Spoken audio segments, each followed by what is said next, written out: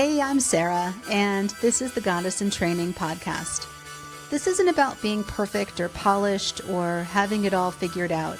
This is about what happens when you actually start listening to your body, your intuition, your patterns, your truth. I'm asking big questions and having real conversations, sometimes messy and sometimes magical, with people who've lived through it, grown through it, and still don't have all the answers. If you've ever doubted yourself, betrayed your gut, or wondered if you're the only one, you're not. Let's talk about it.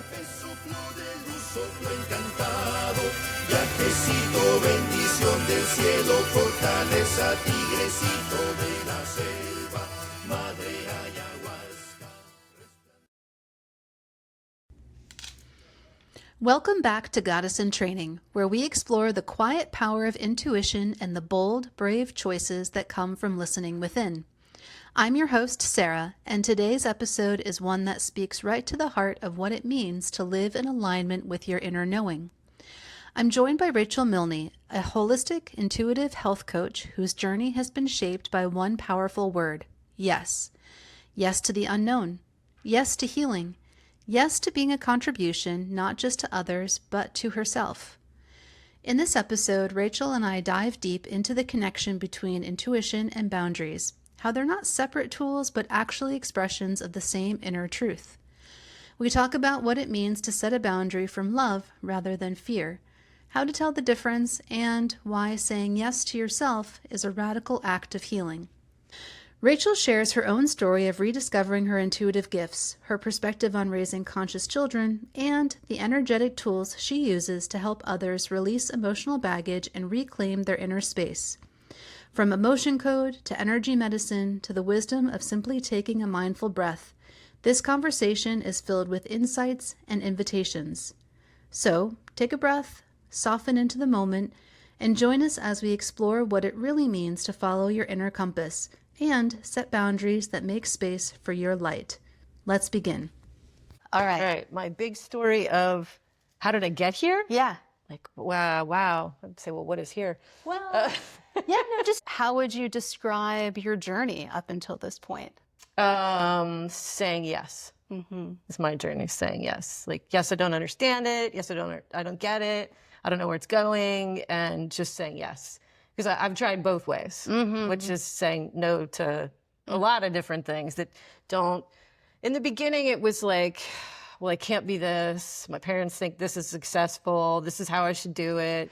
You know, people around me dress like this, or people, or behave like this. So it wasn't a lot of that. I was really, as a young person, just trying to fit in. I could fit in anywhere. It was very chameleon-like, but I didn't. I'm similar in that way. Yeah. So I didn't know who I was. And so it took me a lot longer. I say longer because I look at my daughter and I reflect now, and in her 20s, she's like where I am now, Like, it's amazing. Yeah. So it took me a little time to really identify who I am and what's important to me, and to find that thread, just to even like grab hold of it and just hold on tight and don't let go and follow it wherever it goes. And so it was saying yes to, I don't know. It seems like I know something here. Let me follow that. Or I don't understand this, but it feels right. So I'm just going to do this. And then I think I told you earlier, I had a friend who passed away pretty suddenly, and it became urgent. Okay, so that was like a moment. Urgency that said, hey, stop messing around here. You don't have a guaranteed timeline. There isn't like, oh, well, tomorrow you can get to that. It's like, no. If you really want to do something, or something's important to you, today. And it wasn't like I had some things that were just kind of simmering on pots, so to speak. And I just said, okay, this one, I'm going to do this one. And that's when I actually took a course in emotion code. I learned emotion code with Dr. Bradley Nelson. And it was like, wow, I got this. Like, this is easy. And he uses a lot of kinesiology and muscle testing. And it was like, oh, I know this. Like, it was not hard for me at all. I didn't struggle to learn any of it. It just seemed really natural. And from there, it became, oh, well, I just know things. And I had always known things, but it wasn't really acceptable for me to know what I knew and talk about it. And so I just didn't. And I used to tell myself at like, I don't know, 12, I'm crazy. I'm just crazy. Really? Yeah. Because I could know how you're feeling, but you wouldn't tell me. Yeah. And I could know, now I could be in the grocery store and I could know all about what's going on with somebody. It's like, okay, wow, okay.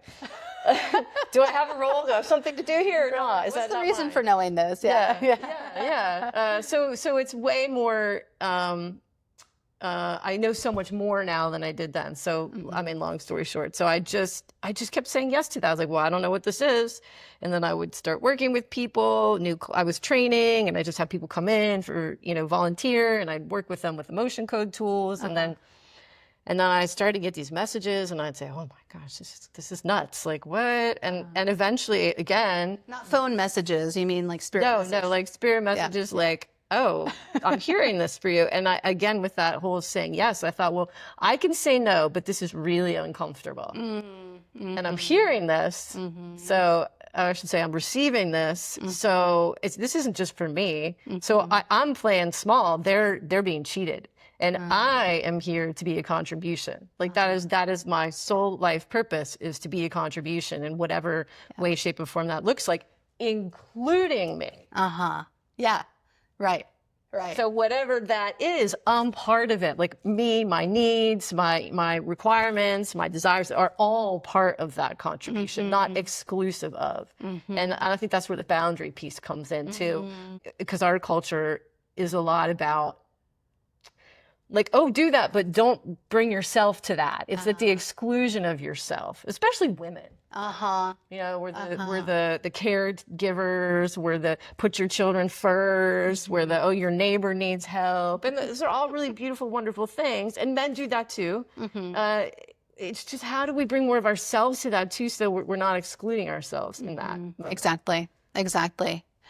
Can we talk a little bit about what you mean by boundaries? And this came to me as I was in the car driving here, because I have a 16-year-old daughter. I don't think she minds me sharing this, but she has a tendency sometimes, and I think this is common with people, when you talk about boundaries, sometimes in conversation when she's uncomfortable with something, she will be like, well, I am setting a boundary, but what she means by a boundary, she means, I need you to act this specific way, which, okay. And so it's a conversation about, well, we cannot control other people. Tell me what you mean by boundaries and how you set boundaries in your life. Well, they're changing all the time. Yeah. I would even say moment to moment, based on how I'm feeling, the space I'm in, who's around me. So I guess for me, a boundary is your non-negotiable. It's what is your, I feel safe in the space, and it includes all of me, not just some of me. So oftentimes we'll do that where, well, I can make this work and it's okay, but part of me is over there, wanting to be somewhere else, for instance. It seems like there's a real connection between what you're calling boundaries and also intuition. It's like, well, in every moment, I am just following the path that feels the best for me. And whether that's saying yes or saying no, it's kind of the same thing. Is there a difference between following intuition and boundaries? I don't think so. Okay. Yeah. I think it's the same thing. Yeah. Again, it changes all the time. Yeah. So you have a sense of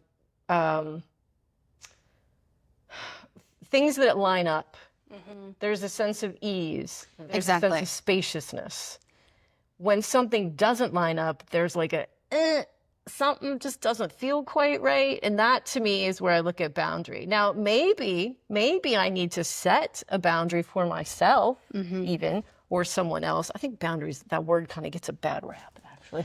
Well, the way that I think about it too is, I think it gets a bad rap in the sense that so much we talk about the safe spaces and that kind of is used in a negative way that people, and maybe the younger generation, is like super sensitive. But I think there's a balance there, that there's setting firm boundaries and knowing yourself and knowing what's okay for you. And then also being resilient and being able to be in a classroom that's talking about things that are uncomfortable, right? Yes. It's important to be uncomfortable sometimes. I would agree. And so you can't set all your boundaries in such a way that you're never uncomfortable, because if you're never uncomfortable, you never learn. I would agree. So maybe that's not so much about a boundary. It's, am I willing to be vulnerable? So sometimes it's, where is the space that I'm willing to be vulnerable? And so I think a great number of us have, we don't receive well. We have this, this space in which we are willing to receive. If it looks like this, smells like this, fits like this, with this, then I can receive this. But if it's outside of that, I either don't know how, I can't, I won't. Mostly I can't, as I won't, or I don't know how. And so for so many, it's like expanding our willingness or our ability to receive greater. So being uncomfortable, often invites us to that. But there is that subtle difference between creeping uncomfortable, like do not feel safe, and wow, okay, I'm being stretched. I think that's the invitation piece. So if we're listening to ourselves and we're connected to ourselves, we're creating whatever that space is, we're including ourselves in that, we're creating that space with us, then we can be vulnerable. We can be stretched. We are willing to do that. We're willing to receive greater. And we have to have a little bit of a leap. How do you advise people to set boundaries? In what way do boundaries help us grow? Ooh, I think to tell us more about ourselves, which is what we're all really here for, to learn more about ourselves, to show up as the infinite being that you are and that I am, which is really the oneness that we all are, part of everything. Like we're part of the beautiful tree outside and the mountains and the green grass and, even the carpet, and the chair. So the more we learn about ourselves, the more we make space for that, like that divinity, that greatness, that capacity, then the more I can really show up and be present here with you and with everyone, which is, I really think the goal of for all of us is to recognize our oneness, our interconnection, and to live from that space. Can you talk a little bit about, I believe that all relationships are mirrors into ourselves. And so boundaries are so often intertwined with our intimate relationships, whether friendships or romantic relationships, family. How do boundaries help us see the reflection in ourselves and other people? That's a really good question. How do boundaries help us see? Can you ask it a little different? Thinking about my daughter, this is like a typical, I think, situation where somebody starts thinking about boundaries and can use that thought process to learn about themselves. So she's confronted with somebody who says something to her about her relationship. The person doesn't know anything about her relationship, but the person says, well, from my experience, you're young, there's a chance this relationship isn't going to last. My daughter has a visceral reaction to that. Like, wait a minute, you have no idea who I am, what my relationship is.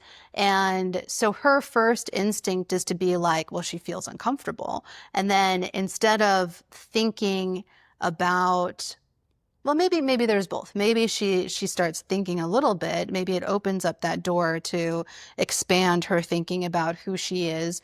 But she also is like, I don't want you to say things like that. I'm going to set a boundary that I don't want you to talk about my relationship. And so in real life situations where somebody is feeling uncomfortable and where they want to set a boundary, how can you walk the line of setting the boundary and thinking about the boundary, but also allowing yourself to think about why you're setting the boundary? If you're in a place where you have the space to do that, sometimes people are just set the boundary because it's scary, it's traumatic. Yeah. It doesn't sound like that's the case for her, but it could be a trigger.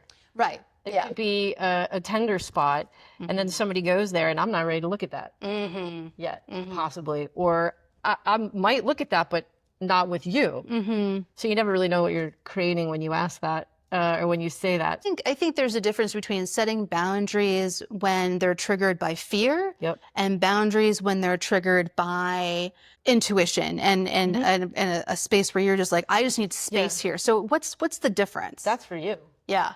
That boundary is for you. When it's fear-based, often it's from external too. Like, I don't feel safe in this area. Yes, it's mine, but there's something else that's going on that triggers somewhere else, right? What role does love play? And we jumped right to like fear-based boundary setting. But what's a boundary that's set in love? Oh man, I need a nap.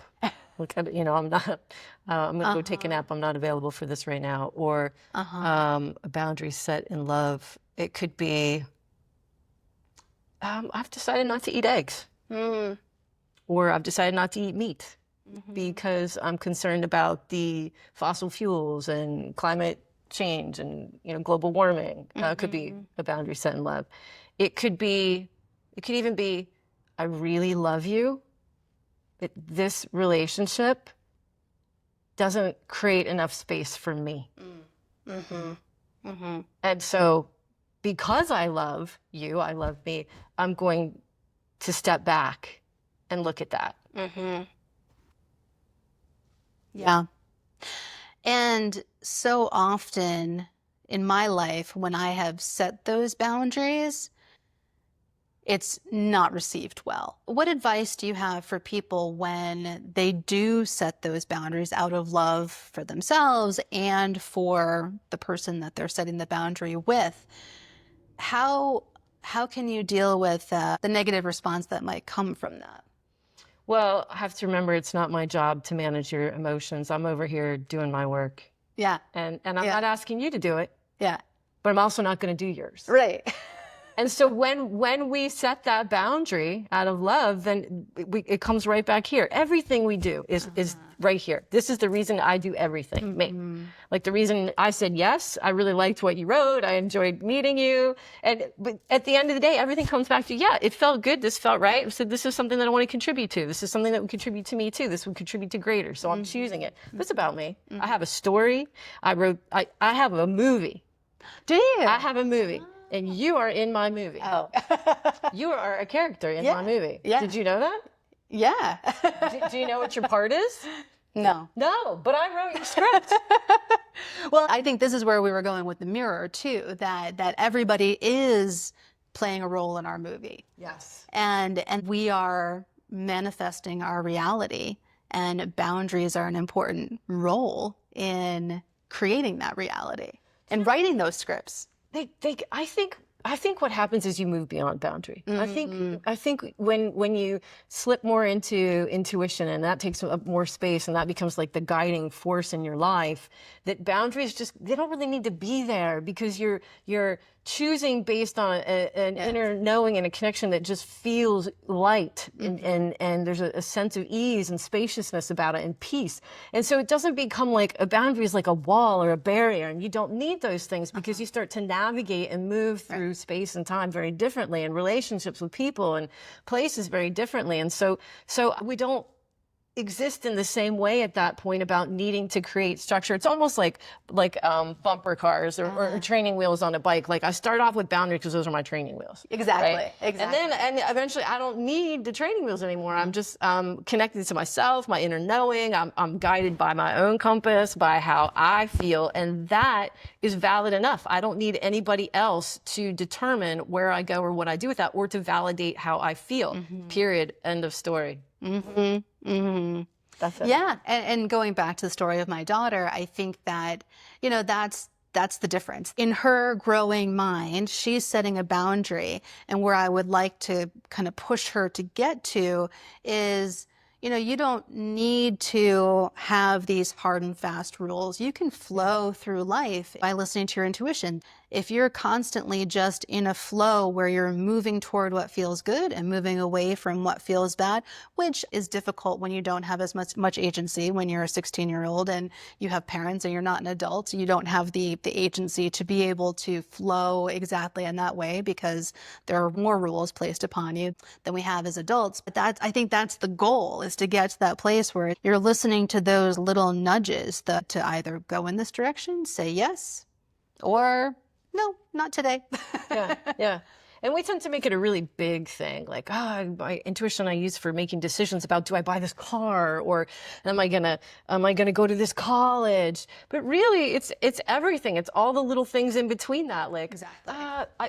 I put this on this morning because it felt really comfortable. And I feel really comfortable in it, and it just felt light to me, so I went that direction. So that's true for everything. You're standing in front of the refrigerator. Oh, banana, yes. Yogurt, not yogurt. So, but you're getting this information all the time, and it's like a muscle. So the more you use it, the stronger it gets, or you could say the louder it gets. You hear it more clearly because it is a whisper in the beginning, but it's always there. There isn't anybody who cannot access their inner knowing, their intuition. Everybody can. Everybody has a compass.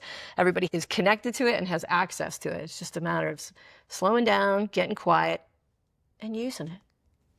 I still remember very acutely the times in my life when intuition did not guide me, and when everything felt hard. Opening the refrigerator and choosing what to eat felt hard. Do you remember a time in your life when things were heavy and in contrast to now, where it seems like, just everything is easy and light? And that's what I want for everybody, is because I have that in my life now, and it's so amazing to just be able to flow and be and just exist and live inside yourself. But I think it's important for me to continue to remind myself of the time when that was not the case, because it was not fun.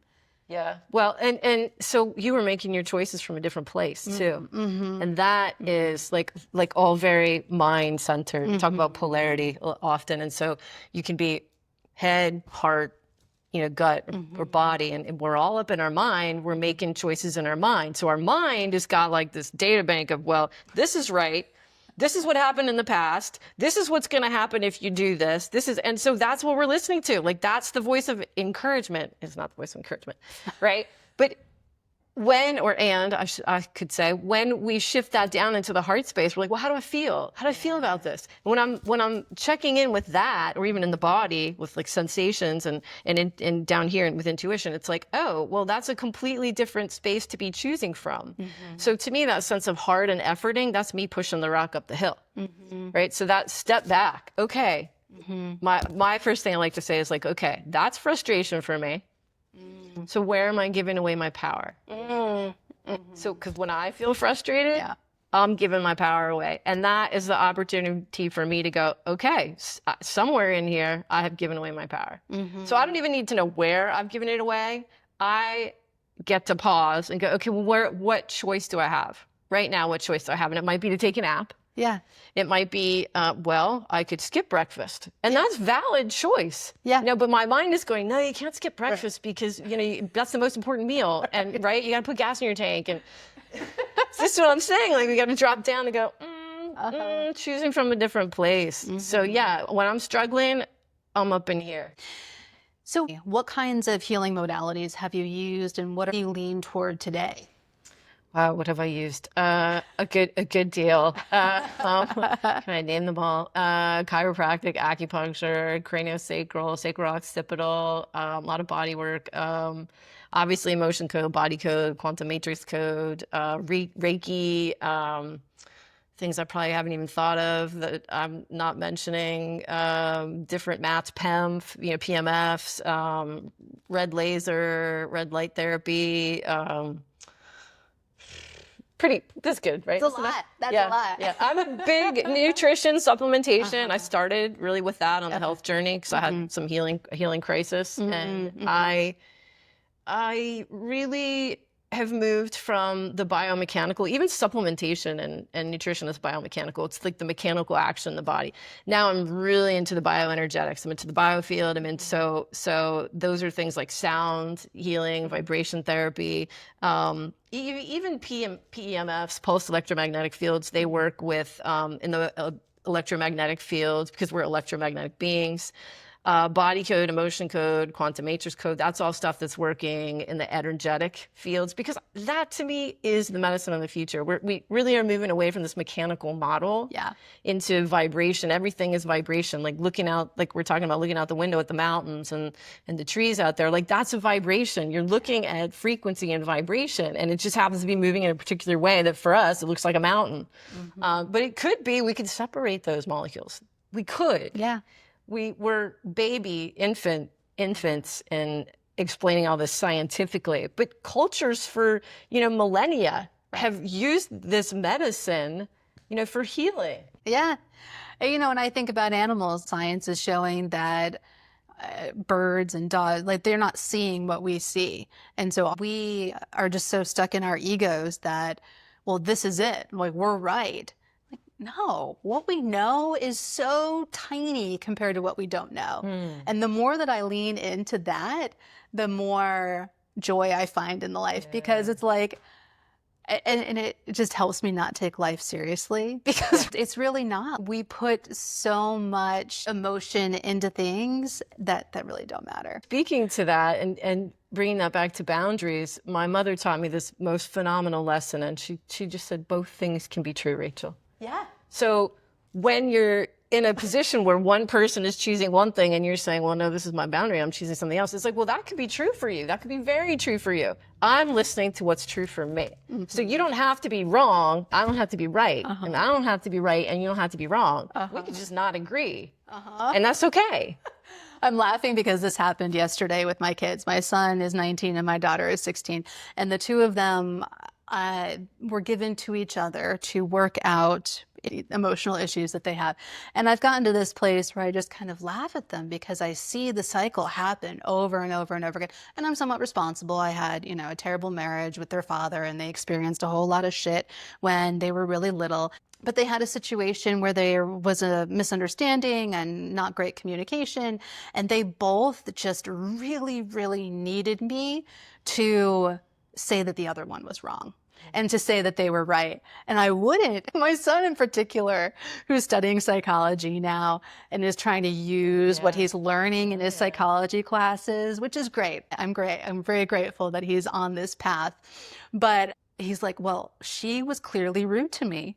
And I can't see how you don't see that. Like, both things can be true. Both things can be true. Yes. And I said, I'm not. I am not going to take sides. And the reality is the two of you need to understand what's really at play here. And eventually you will, or maybe you won't.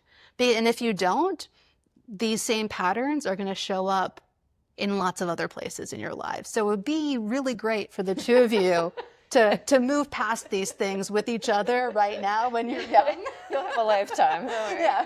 What did Ram Dass say? You think you're enlightened? Spend 3 days with your family. Exactly. But that's the mirror. I mean, we are definitely thrown the things that we need to deal with internally in our faces all the time. Yeah. And for both of them, their feelings are valid, regardless of what the other person feels or doesn't feel, which goes back to what you talked about before. What if when you say yes to something, the other person, doesn't respect that? Well, their feelings are valid too. They don't have to agree with you for your choice to be true for you. And that's the piece, that's the muscle. That's the piece that we really build on. We work with it. Okay, yes, I know this. Okay, yes, I know this. But they don't but it's okay, because yes, I know this is true for me. And one day I wish them well, and one day they were going to work that out. And it might be like, oh, I really wish that they could have seen it now. I mean, but how many couples, their partner goes on to be with somebody else and they do all the things with that other person that they didn't do it, that person really wanted them to do. It happens all the time. But, life ripens at exactly the right moment. So it's sort of that, like, yes, you do you. I want you to be happy. I'm going to do me anyway. And if you can't be happy for me, that's okay. I can. And I think that is really coming back to that sense of connection with self, not needing this external validation. And our culture is all about external validation. I mean, look at social media. I know this is on social media. So, I know. So we'll carve out that niche there. But, it's a lot about, do you wear this? Do you dress like this? Do you eat like this? Do you look like this? Do you buy this? I mean, we are the most marketed to culture in the world, I think. And so there's an important part there in just recognizing what's true for you, and nobody else has to agree. Nobody else has to agree for it to be valid, for it to matter, for it to be significant. You're not on social media, right? Oh. No. I mean, this is like stepping outside of where you normally are by being on a podcast. And I am stepping into this season of my life where I am putting myself out there in really ways that I never imagined. My whole life is all over the internet. In hopes to speak to people and help people think and grow themselves. But I also believe that opportunities that are meant for us come to us regardless of how we put ourselves out there. Yes. Can you talk a little bit about your experience building a business without the social media ecosystem that I am now entrenched in? Yeah, it was that, like, I couldn't do it. It wasn't me. Yeah. And every time I tried to, like, start something or move something, it was like, and I was just like, well, there's no point, like, again, pushing the rock up the hill, because then I would beat myself up. Oh, no, you should be posting like once a week, and you should be doing this. And I was like, well, this is not a good feedback loop. Yeah. This isn't working. Yeah. Shoulds are never good. No, in my house, we have this saying, don't shit on me. I love that. Right? Or, did you just shit on me? So it's a really good, but it gets your attention because it's a judgment. Mm-hmm. That's us judging someone else or judging ourselves. Mm-hmm. Yeah. So we want to stop that one right there. And we get a chuckle out of it. And then, I guess I am. Oh, that's interesting. What's that for you? And so it shifts the conversation right away. Mostly because we've played with it for a while. Wait, but do your kids use that against you? I feel like my kids would be like, well, you're telling me I should empty the dishwasher? Oh, yeah. Are you shitting me? Oh, yeah. Absolutely. But hey, that's a muscle you want them to practice, that's right? True. And that allows you to be more intentional with your words, too. Right. I mean, what's one of the first agreements? Be impeccable with your word. So that really invites you back to, okay, I'm not saying you should, like, this is what I would say to my daughters. You want me to ask you, but this isn't really a yes or no question. So do we need to go there, or can you contribute as part of the family, which is something that we're all doing here together? Or do you need me to insist that you do it? What feels better to you? Oh, I love that. So you bring it back on that. What's better to you? How do you want this to happen? Because the dishes are going to be emptied from the dishwasher. Yeah. This is going to happen. Right. And I want to respect you. I know you want to be asked because I want to respect you. Yeah. I also want to feel respected too, which is that this is all part of the family unit. We are all working together to make this happen. Yeah, it's true. Oh, and it just it takes all of the ickiness out of conversations, really, too. And the power dynamics, too. Yes. Yeah. So it's a little messy, as you figure this stuff out. It's messy and it's bumpy, but life is messy and life is bumpy. And then you get into, oh, yeah, I got this in a groove, and then your groove goes along, and then somebody throws in a little curveball, and then your groove shifts over here, but if you're committed to, working together and learning to communicate, and if you're committed to really asking those questions of yourself, like, oh, well, what is true for me? And, oh, is this mine? And I don't like that about you. And what does that mean about me? And in a very loving way. Yeah. In a kind and curious way. Right. So I think this is really important too. In one of the schools that I've followed for a while is Access Consciousness. And in Access Consciousness, a question is open-ended and full of possibilities. An answer is limited. That's the end. It doesn't go any further. So if you can ask a question about something like, how does this get better? What else is possible? Or my favorite, how can this happen as if by magic? Things can change. But if we go to, well, what's the best way to take care of this? Or how can I get my child to blank, blank, blank? not quite as open-ended because you're still in the blank, blank, blank part, right? So if you can ask, okay, how can this happen as if by magic? Or what greater could be created here by the two of us? Or something along those lines. So that's a tool I really like to use a lot. And sometimes it's just like, what else is possible? Yeah. Or how does this get better? But I mean, that's just, it's an invitation. Yes. Yeah, unlimited possibilities, because there is never just one answer. We just get caught up oftentimes in what's the right answer? What's the right way to do this? So my husband and I were looking for a house, wanted to move. It was time to move. And we were looking in a few different places. And he really liked West Virginia. And I was like, no, I'm not feeling it. And we're trying to make the connections and all up in here, all up in the head. Well, this is good. It's 2.5 hours away. We can still see our old clients and we can still have new clients here. And, you know, it just didn't feel right. Just didn't feel right. And so finally we came here. This is the Smith Mountain Lake area, Roanoke area, to visit my folks. And it was like, oh, I feel good here. Mm-hmm. I could take a deep breath. I feel relaxed here. And from that point, I said, okay, all my choices around buying a house are not happening here. Mm-hmm. They're happening here. Mm-hmm. So we bought a house we didn't even see. I had the same exact experience moving here. Yeah. Mm-hmm. So what an example of choosing from a different place. Exactly. Not what's right, what makes sense, how's it going to work, but choosing from, I don't know, but this feels good. So I'm going to do this. Mm-hmm. Mm-hmm. I guess it's just the way we're conditioned. Once you start stepping into that and making decisions based on whether it feels good or not, then it just, you know, it's that muscle, and we do it more and more. But do people have fear around operating in that way? Why is there resistance, do you think? We're taught very case. Linearly, right? Yeah. You know, about mathematical A, B, C, D. So for us, A plus B is C, right? Mm-hmm. But it could be D, it could be W, it could be Y, it could be question mark, it could be the @ sign. I mean, it could be anything. Yeah. It's not that linear and that rational, but we're taught to be very concrete and logical thinkers and to rationalize with our brain. Well, maybe you've heard this statement, your brain is a wonderful servant, but a terrible master. And we listen to it like it's the master. We want to use it like it's the tool, like it's the servant. So that's coming down into that heart space is a shift. And I mean, I'm sure that you can hear a lot of different reasons about moving into the age of Aquarius, moving into different ages astrologically, how we're moving into the more heart-centered space and more awareness and knowing. And our hearts are opening up. The illusion, the veil is lifting or growing thinner, and we're seeing more clearly. Mm-hmm. And so I think for some people it's being fed up and saying there must be another way. Mm-hmm. And so I don't know what that other way is. It's surrender. It's surrender. This doesn't work for me anymore. I'm choosing something else. Mm-hmm. And then if we're really plugged in with, you know, media, and there's always a right way. There's a right opinion. So I want to fit in. We want to fit in. We want to belong. We want to be part of everything. And part of the tribe, yeah. That is that oneness. And I really feel like everybody's suffering comes from this separation of oneness. Mm-hmm. Yeah. We're all trying to get that back. Mm-hmm. I laugh because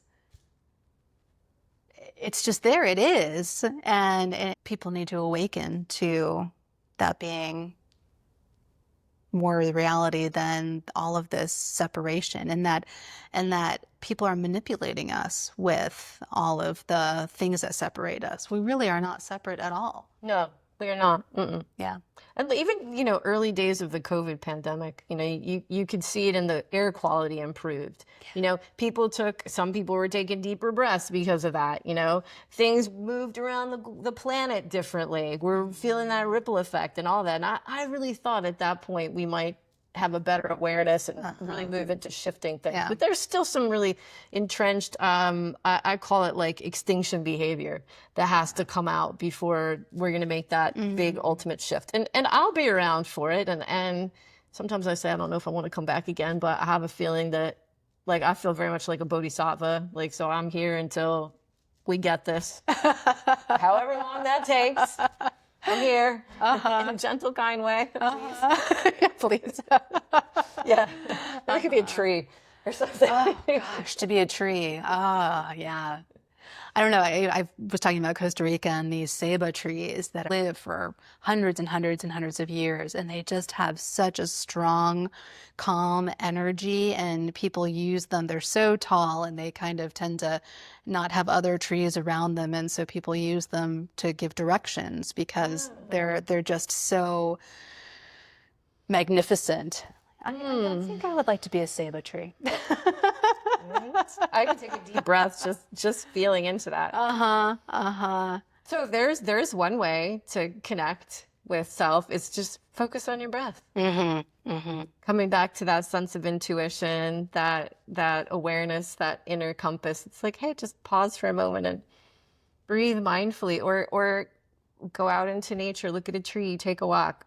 Great. Sonia Choquette has this really great tool, and she says, take a walk with your keys, but leave your phone and your dog at home. So walk with your keys in your hand, and it feels like you got the key to open and unlock anything. So it's really great at shifting the dynamic.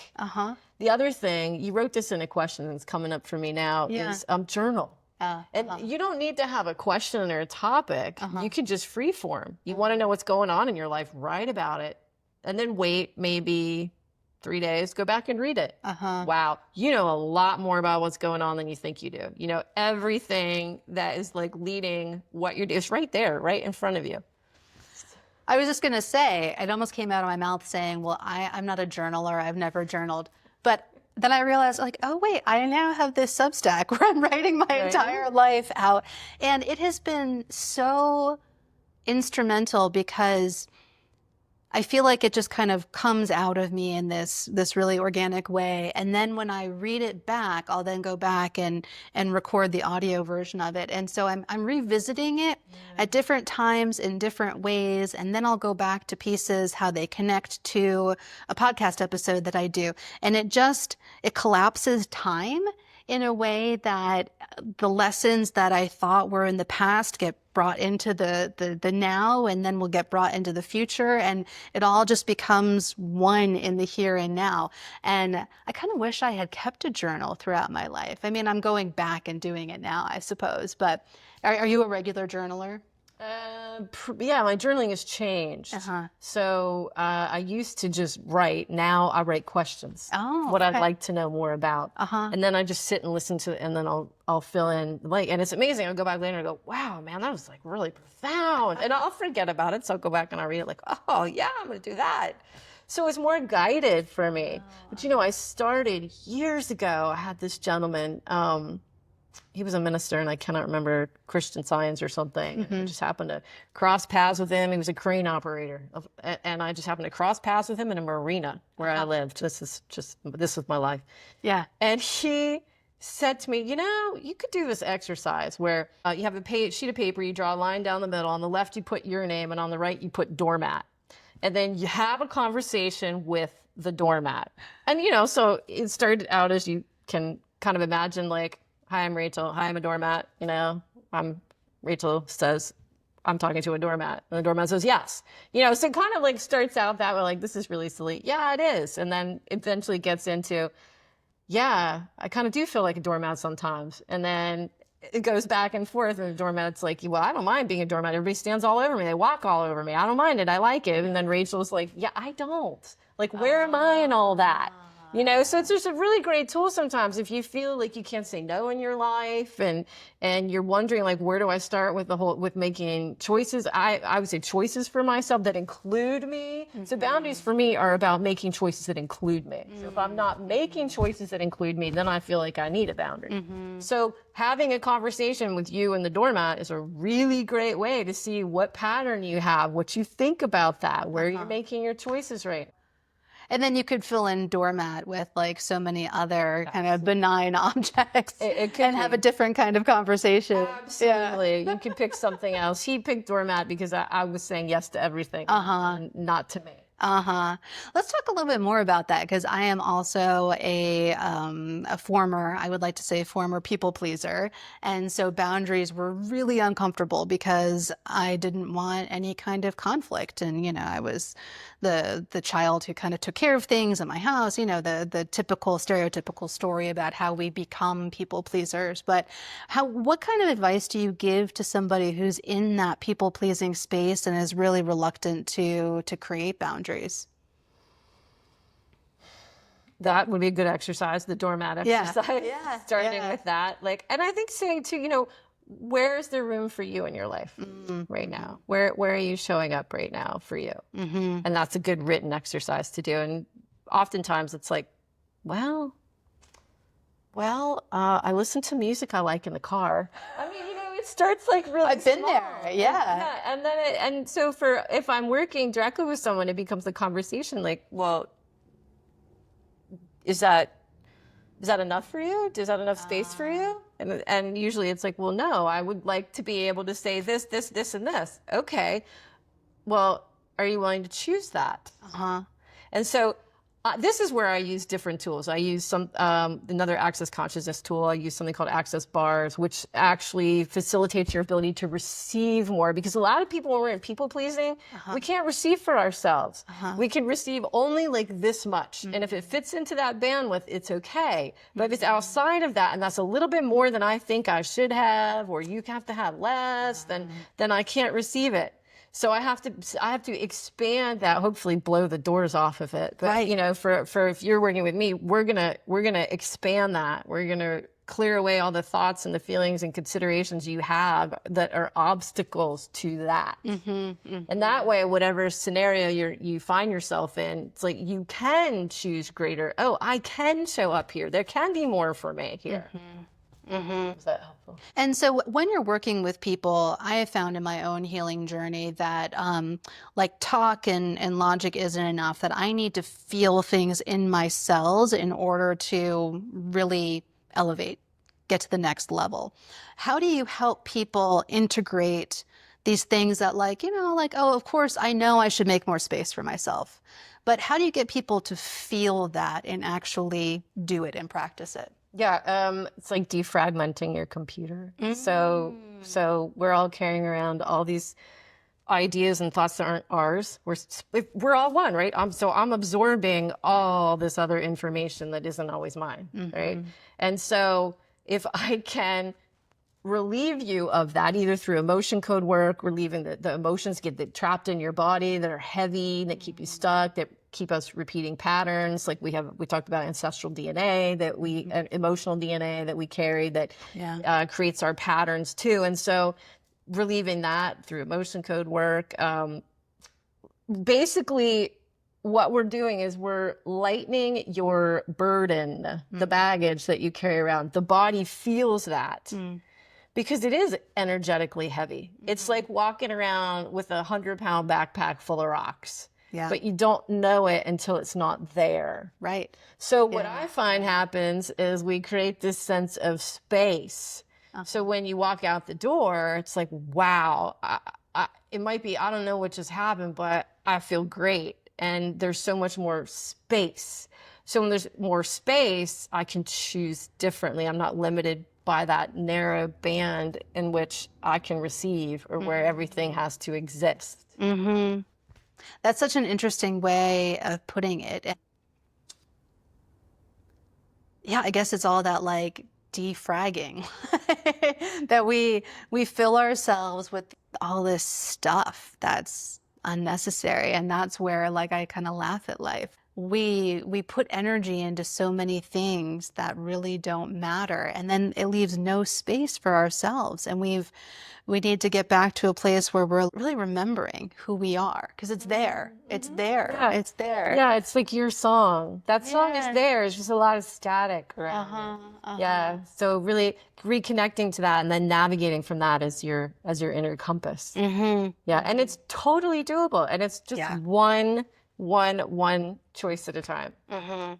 So how do people find you? Since you're not on social media, like how have you built your business, and what does it look like when people do come to you?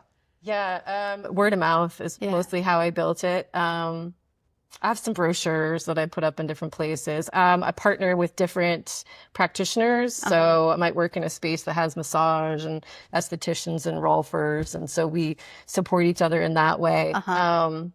I decided moving here, I was very about community. I really desired to contribute to a community that included me.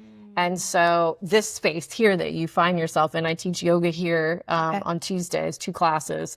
And so that's creating that community. So people find me through there. I have a website, which is myhealingsupport.com. Sometimes I'm doing on, this probably will come out after this, but on Friday, 2 days from today, there's an open house at Maplewood Studios in Roanoke. Oh, okay. And it's a new wellness center, gathering place also. And so I'll be there from 2 to 6, and there'll be several other practitioners there too. Oh, I'll have to come. Yeah, definitely. Yeah. I hadn't heard about that. Beautiful, beautiful space. They have an open space out back for music. So how do I connect with people? Oh, no, this is probably the most important. Energetically. Yeah. So I talked about this the other day with a friend. It's like I rang my bell. So energetically what I do is I put out there, like, this is who I am. This is what I am willing to contribute. And this is how I can contribute. So if you want to do this work, I'm here. And it's like ringing a gong in the universe. So if you're listening for that frequency, you'll hear it and you'll find me. I met some folks at an acting class that I just took for fun. I've met people at a marina or just, different places where you just talk and meet people, but they just hear, they'll find me. I'm like, oh, I found you, or I heard about you. And I was in a class with somebody and she said, I knew I had to work with you. So it's just that virtual frequency bell. Yeah. People are receptive to an energy. They're asking, when the teacher's ready, the student appears. When the student's ready, the teacher appears. So people that I work with, they're so ready for change. Like people don't come for me to convince them or to pull it out of them or no, they come with a fire for change. And they don't have to know where to go with it. They don't even have to know what to do with it. It can just be enough is enough. Yeah. And so when those people come to you, I can imagine it's kind of like an organic relationship too, that not every mentoring session or yoga session even, or whatever the modality is probably very different, because you're using your intuition and they're already there because of their intuition. And do you have any stories of how that's kind of unfolded and and how somebody has then changed and elevated because of the relationship? Do you know what the commonality is between people? We're all learning to trust in ourselves. And then trust source, God, divine, universe, nature, whatever you want to call it. But it's always about coming back to me. Coming back to, can I trust this infinite being that I am? I think it was, there's a quote, I usually misquote the source. Maybe Nelson Mandela, I'm not sure. But we're afraid of the light within us. We're more afraid of the light within us than we are of the darkness. And that's the piece of people really turning towards and being the brilliant light that they are. Yeah. Really. And so what does that look like in my practice? It could be people choosing for themselves more, stepping back from other roles and choosing for themselves more. Walking out of here with just mind blown because, wow, I didn't know there was another possibility. Yeah. Another, I don't need to be in a relationship. I thought I did, but I don't. What I really want is the relationship with myself. Trying to kind of give general shifts. Sometimes it's physical. Wow, I don't have this pain in my knee anymore. Because the body is a metaphor. Discomfort and dis-ease in the body is a metaphor for something greater.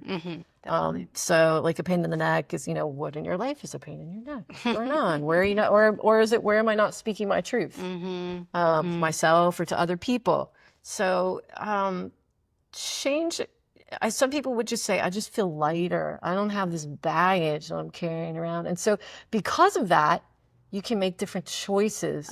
When you're carrying around this bag full of, old tricks, if you will, you're gonna make choices based on those old thoughts, feelings, considerations, paradigms, behaviors, patterns, all of that. And if you're not aware that you have it, then it's like everything you see is like this. It's like I don't have a clear look. Wow, okay, that's a camera I'm looking at. Okay, it's like, well, it's a rectangle, and I can't. There's just this stuff in the way. Yeah, you know. It creates that space. Yeah. For more possibility, for greater, for you. There's more room for you. And this reality, this is crafted reality. This consciousness needs you to be here so badly right now. We need your brilliant light. Yeah. I've gotten chills so many times throughout this conversation. Thank you so much. Cool. Yeah, I hope everyone hears those words, because it's so important. And also to come back to that sense of community that I think that you were talking about. And I think that's so important, and part of what I'm trying to build here with Goddess in Training too is that we need each other. We need each other to tell these stories and to help open up those spaces so that each individually, our lights can shine as brightly as they're meant to. Hallelujah. Thank you. Thank you. And yeah, thank you all for listening.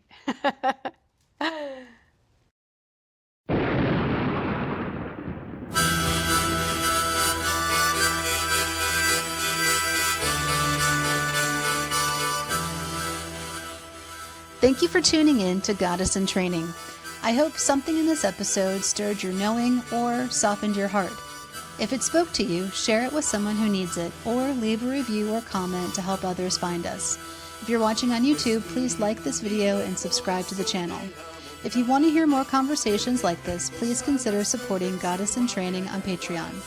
For more tools and offerings to deepen your intuition practice, visit goddessintraining.online.